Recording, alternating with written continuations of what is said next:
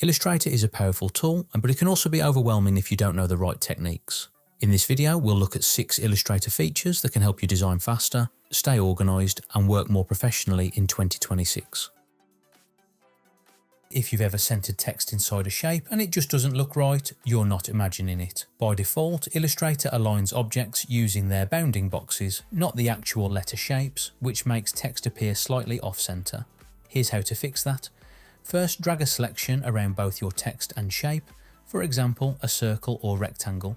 Then go up to Window and select Align to open the alignment panel if it's not already open. Now, with both selected, click once more on the shape. That sets it as the key object. The key object won't move when you align things to it. Next, in the Align Panel Options menu, that's the small 3-line icon in the corner. Turn on Point Text within a line to glyph bounds. Then choose Align to Center, both horizontally and vertically.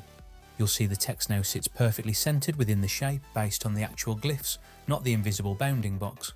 A small detail, but it makes all the difference in your designs. Most of us use the Pathfinder panel to combine or subtract shapes, but by default, those changes are destructive. Once you hit Unite or minus front, the shapes permanently merge. Let's do it the right way. If you don't see the Pathfinder tool, go to Window and select Pathfinder. Now select the shapes you want to combine. In this example, I'll select all these circles which make up a cloud shape. Normally, you might just click Unite. Instead, hold down the Alt key and then click Unite. Holding the Alt key turns the shapes into a compound shape, a live, non-destructive version. You can double-click into it and move or edit each individual shape. Illustrator continues combining or subtracting them in real time. To check this, look in the Layers panel. You'll see a compound shape layer instead of a complete path.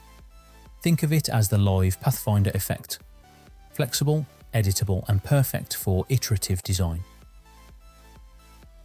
If you need to create a visual reference for your colour palette, Illustrator can automatically generate colour cards with all your swatch details. Go to Window, Swatches to open your Swatches panel. Select the colour group you want to generate the swatch information for, or if you don't have any, create some swatches and add them to a new swatch group by using the folder icon at the bottom of the Swatches window. Select your colour group, then open the Swatches Panel Options menu, that's the small 3-line icon in the corner. Then choose Create Swatch Info. A dialog box will appear where you can customize the cards, adjust the width and height, choose the text color, show or hide details like color names, ink types, and hex values, and set the number of rows and columns, and finally, set the spacing between columns. When everything looks right, click Create to generate your swatch cards. They'll appear as an object on the artboard. To change the font or font size, you can use the Type tool simply by highlighting the text you wish to change and choosing a new font or font size. Or alternatively, use the Character panel. If you'd like to edit or rearrange the cards, go to Object, Expand, make sure Object is checked, then click OK. Now ungroup the object twice by going to Object, Ungroup. Once fully ungrouped, each card can be moved or customised individually. It's a quick professional way to present your colour palettes or include them in style guides or client presentations. When you combine multiple shapes with the Pathfinder tool, Illustrator sometimes leaves behind extra anchor points that serve no purpose. Over time, those points make paths messy and harder to edit, especially with complex shapes. I'll show you a way we can clean this up automatically. Before you perform a Pathfinder action, for example, uniting some shapes, open your Pathfinder panel. Click the flyout menu in the top right corner, that's the small 3-line icon, and choose Pathfinder Options. A small dialog will open.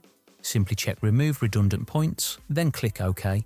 Now, whenever you combine shapes with the Pathfinder tool, Illustrator automatically removes any unnecessary anchor points. Your shapes stay clean, lightweight, and easier to modify later. If you've ever manually built a gradient by tediously adding colour stops and then sampling each colour, you know how slow that can be. There is a way to create gradients directly from your saved swatches. First, open the Swatches panel by going to Window, Swatches. Select a colour group that you want to use as a gradient, then from the Swatch Panel Options menu, those small 3 lines in the corner, choose Create Gradient. Illustrator instantly generates a gradient using the colours from that swatch group. Once the gradient has been created, you can adjust the angle or blend smoothness within the gradient panel as you usually would. This is a great way to quickly explore colour transitions and create custom gradients that stay consistent with your palette. If you want multiple shades or tints between 2 colours, or just want to experiment with variations, The blend tool is perfect. Start by drawing two shapes, for example, two circles. Fill one with your first colour and the other with your second. Now select the blend tool or press W on your keyboard. Click the first shape, then the second. Illustrator will then create a smooth blend between them. To control the number of steps, double-click the blend tool icon from within the toolbar.